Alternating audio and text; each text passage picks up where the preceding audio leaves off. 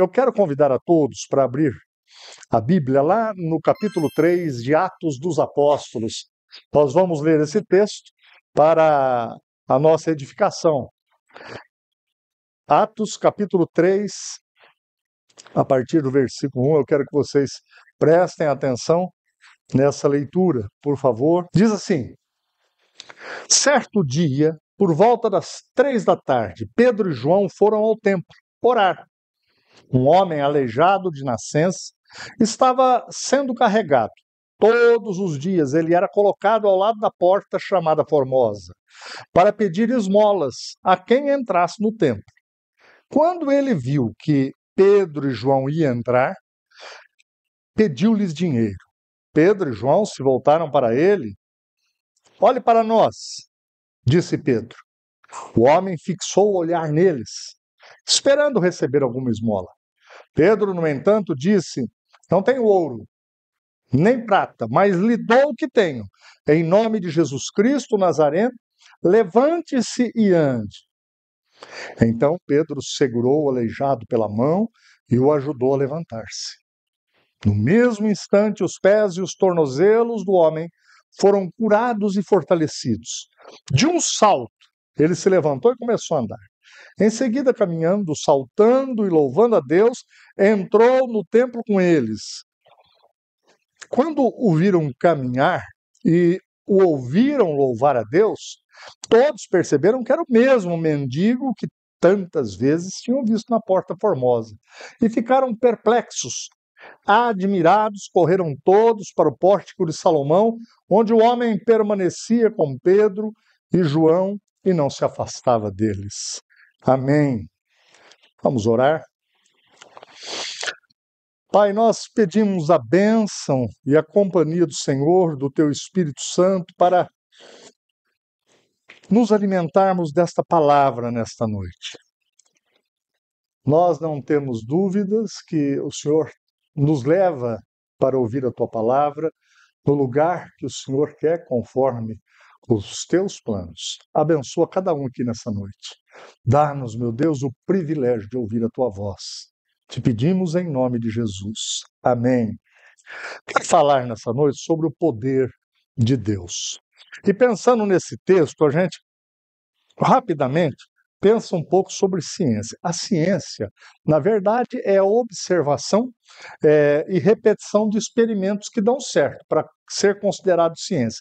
Que, senão, pode ser feita alguma teoria científica, mas a ciência, que você pode afirmar algo, é feita por meio de repetições e observações. E aí você pode dizer, tal cientista descobriu a cura para isso ou para aquilo, assim por diante. Nós lemos um texto que desafia a ciência, obviamente. Um homem aleijado desde que nasceu. Se nós formos no capítulo 4, versículo 22, se eu não estiver enganado, este homem já tinha 40 anos de idade. Ele é curado. Não melhorou, ele foi curado. Um homem que nunca andou, ele deu um salto para ficar em pé. E aqui nós nos deparamos com a fé. Só crê nisso quem crê que Deus existe, que essa palavra é palavra de Deus e que tem fé. E algumas vezes não tem explicação para uma coisa assim. Mas a Bíblia nos mostra uma história de um milagre. Vejamos aqui alguns ensinos que a gente tira deste texto que nos relata este milagre. E eu creio que estes ensinos, eles ajudam muito a igreja de todos os tempos. Ajuda muito cada um de nós na nossa vida diária. Primeiro deles, eles tinham, esse povo, esses discípulos, uma vida comprometida com a oração. O primeiro versículo deixa claro, eles estavam às 3 horas da tarde, os judeus normalmente iam 3 vezes por dia lá no templo. 6 da manhã, 3 da tarde, 6 da tarde. Jesus já tinha morrido, ressuscitado, estava junto com o Pai. E eles aprenderam coisas novas com Jesus, mas os bons costumes eles preservaram. Obviamente eles aproveitavam para evangelizar, eu creio, no templo, mas eles estavam lá para orar. A oração era prioridade na vida dos apóstolos. E aqui eu creio que fica o primeiro grande ensino para nós. Eu tenho percebido que nós somos de um tempo em que a correria, a agitação, as novidades têm nos afastado da oração. Todo cristão, em toda época, encontrou barreiras em relação à oração, não tenho dúvida. Mas aqui é um alerta para nós. Precisamos orar, precisamos falar com Deus acerca do que está acontecendo conosco, acerca de nossas necessidades, acerca de nossas emoções. Muitos de nós acabam adoecendo emocionalmente e poderiam ter diminuído essa possibilidade por meio da oração. Porque quando a gente fala com Deus, a gente abre o coração para Deus. A oração era prioridade na vida dos apóstolos e deve ser na minha e na sua. E não precisa saber falar bonito, não precisa saber teologia, não precisa nada. É só você ter um tempo com Deus e falar, meu Deus, eu quero te agradecer pela vida, meu Deus, eu quero colocar diante do Senhor essa minha dificuldade, e assim por diante, conversar com Deus. Obviamente, entendendo que Deus é Deus e nós somos servos dele. Mas a segunda coisa que eu queria que a gente entendesse é que qualquer palavra, qualquer decisão na vida nossa, sem que seja banhada em oração, isso eu estou dizendo em relação ao namoro, ao casamento, ao trabalho, decisões importantes para as nossas vidas, são decisões mortas se não forem banhadas em oração. É como um barco que está no mar e tanto faz se ele vai para o norte, para o leste, para o oeste. Agora, com oração, não. Com oração, às vezes você pode até não entender direito o que está acontecendo, mas você está firmado em Deus. Ao longo da história, a gente vai perceber a igreja cristã de todos os tempos, eles triunfaram nos piores momentos da vida deles por meio da oração. Se você hoje conversar, a dona Ruth aqui é a nossa anciã. Converse com ela acerca da oração. E você vai ver que ela tem uma história de oração. E assim, todos os cristãos de todos os tempos, uma igreja, ela tem que orar. Como que eu posso começar, pastor, uma vida de oração? Isso é uma coisa muito pessoal sua. Você tem que ver qual o melhor horário. Tem gente que tem uma vida nutrida na oração dentro do carro. Obviamente com os olhos abertos. Uma vez um jovem me falou, pastor, toda vez que a gente ia numa congregação para poder pregar, congregação da igreja que eu era pastor, e ele falava, toda vez que a gente está saindo da cidade, o senhor ora, pastor. Como que o senhor não bate nos eucaliptos? Eu falei, por quê? Ele falou, porque o senhor, eu fecho os olhos, o senhor não fecha? Eu falei, eu não. Obviamente dos olhos abertos, mas pode ser a oração no carro, pode ser a oração no trabalho com o olho aberto. Tem situações na vida da gente que nós temos que orar com os olhos abertos. Silenciosamente você fala, meu Deus, abençoa essas pessoas aqui, abençoa a minha vida. Se você está tendo um problema em algum lugar, meu Deus, abra a porta para esse negócio ser resolvido e assim por diante. É uma coisa pessoal, encontre o melhor momento e fale com Deus todos os dias. Como melhorar a minha vida? Eu já tenho uma vida de oração, pastor, mas olha, tem dias que eu falho e tal. Você tem que fazer uma autoavaliação. Eu te garanto que se a sua vida está assim, tem dia que você ora, tem dia que você não ora. Orar é colocar o relatório da tua vida diante de Deus. Você precisa, então, hoje tomar uma decisão. Eu, a partir de hoje, vou mudar. Eu vou fazer o meu relatório para Deus todos os dias. Segundo o ensino, a oração leva a uma vida visível. Eles tinham uma vida que podia ser vista. Vejam que Pedro e João não eram perfeitos, eram homens como nós somos. Erravam, de vez em quando ficavam bravos, de vez em quando não conseguiam fazer aquilo que eles queriam ter feito, mas eles eram homens banhados pela graça de Deus. Eles eram homens que se colocaram numa posição de servir a Deus. A graça de Deus era abundante na vida deles.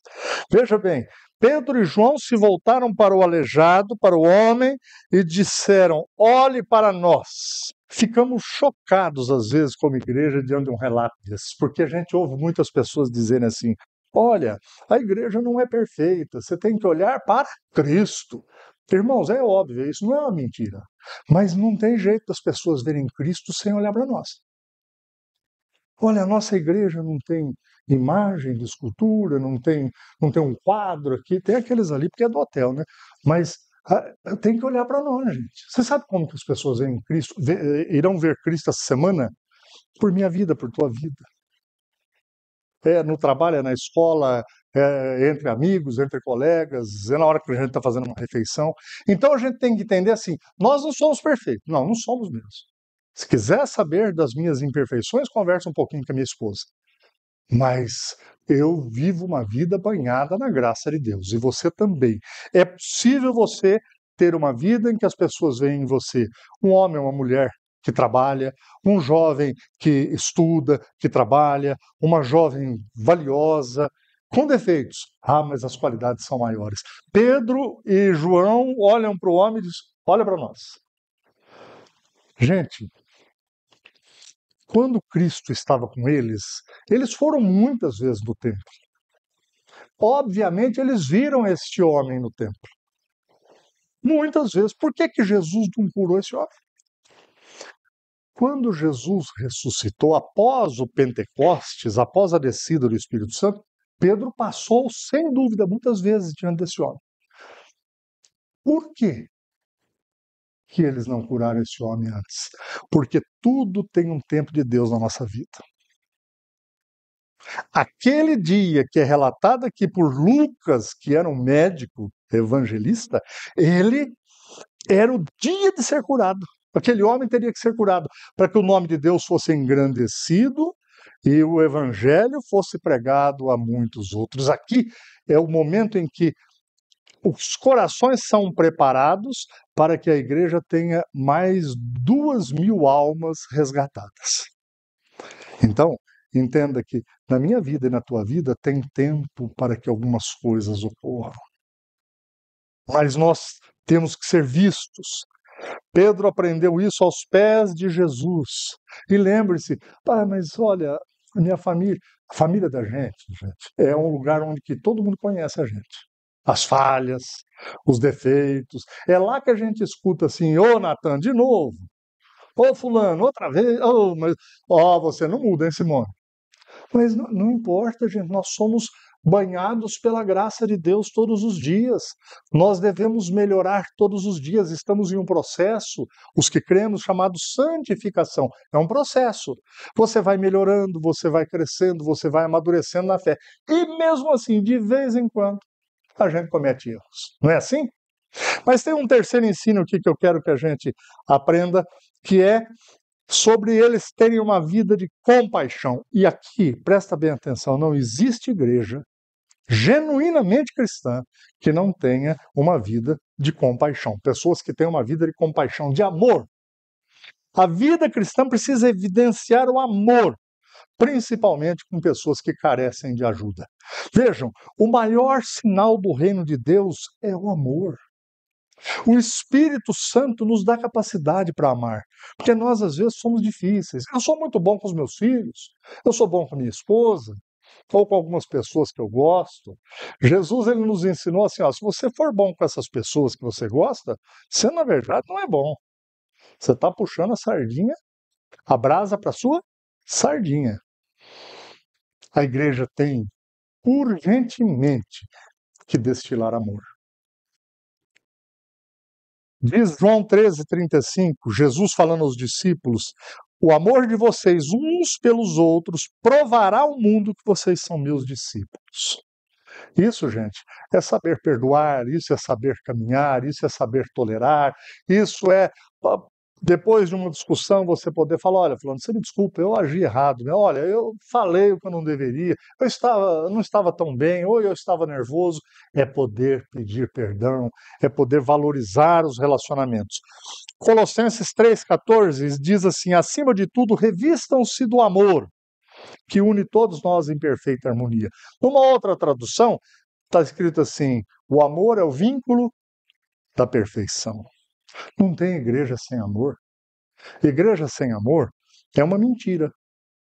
Igreja que não evidencia o amor do pastor para com as ovelhas e com as pessoas próximas a ele, dos membros, é um embuste, é um engano. Amor. Amor é disposição de ajudar pessoas, conversar com pessoas. Interesse de auxiliar, sem desejar nada em troca.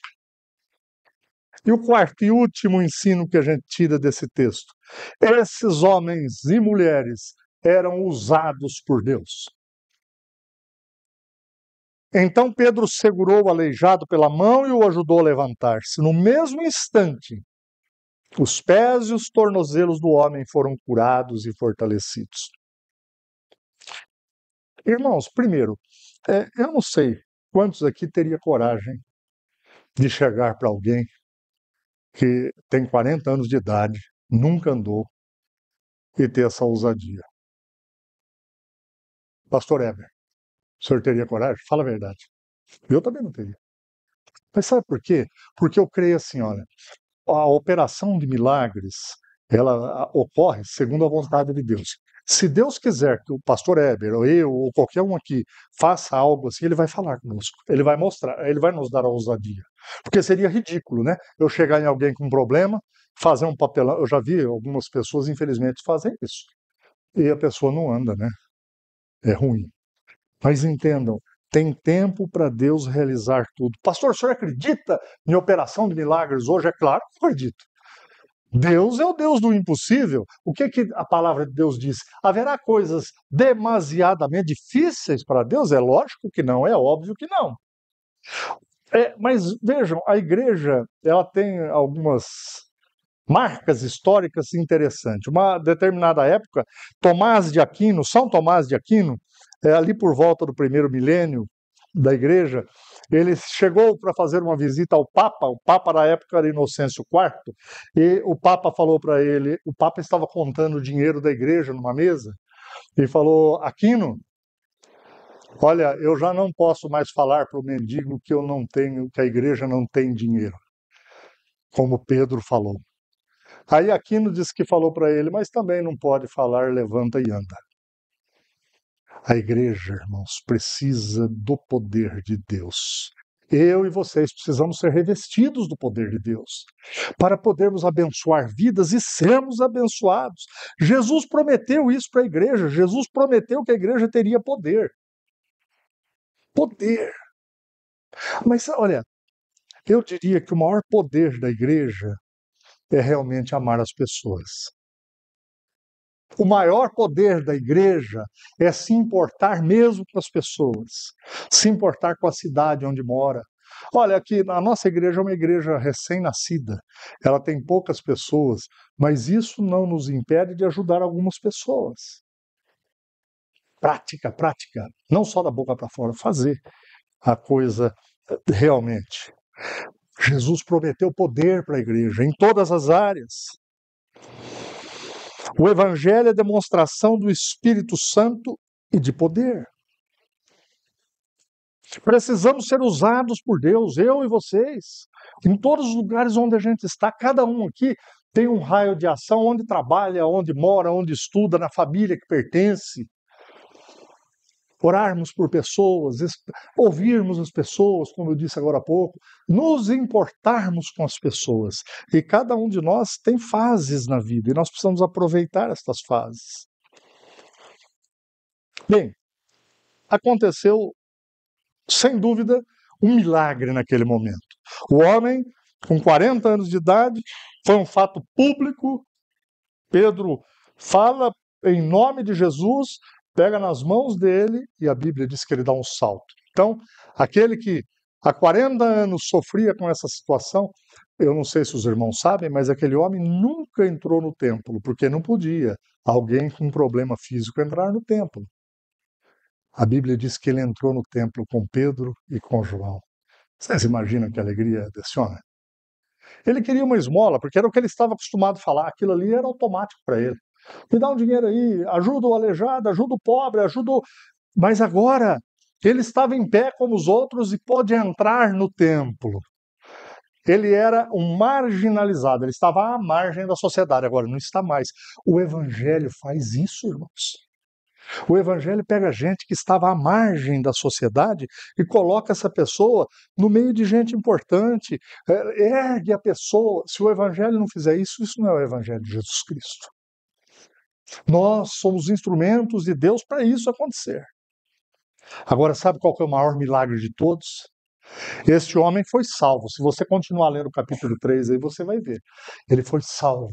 Ele passou a exercitar a fé genuína no nome de Jesus o Cristo. A salvação de uma alma é o maior milagre que alguém pode receber. É muito mais do que um problema físico ser resolvido, de alguém ser curado de uma doença. Existem pessoas que são curadas, mas nunca são transformadas. Depois dessa vida, nós temos só duas opções: céu ou inferno. Gostem as pessoas de ouvir isso ou não. Então, quando uma pessoa é tirada do inferno e colocada no céu, pela graça de Deus, este é o maior milagre. O maior milagre desse homem foi exatamente esse. Deus nos usa para coisas que nunca antes ocorreram. E a salvação é a maior delas. É um privilégio muito grande. Irmãos, nessa noite eu quero convidar a todos, humildemente, assim, para nós, humildemente, chegarmos diante de Deus e pensarmos a nossa vida cristã.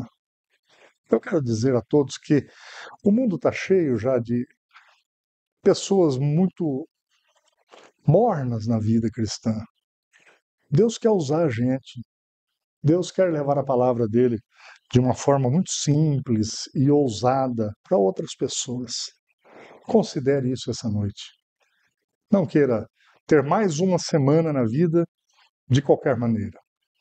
E às vezes você pensa assim, mas é porque a minha vida está tão complicada, pastor, é tanto problemas.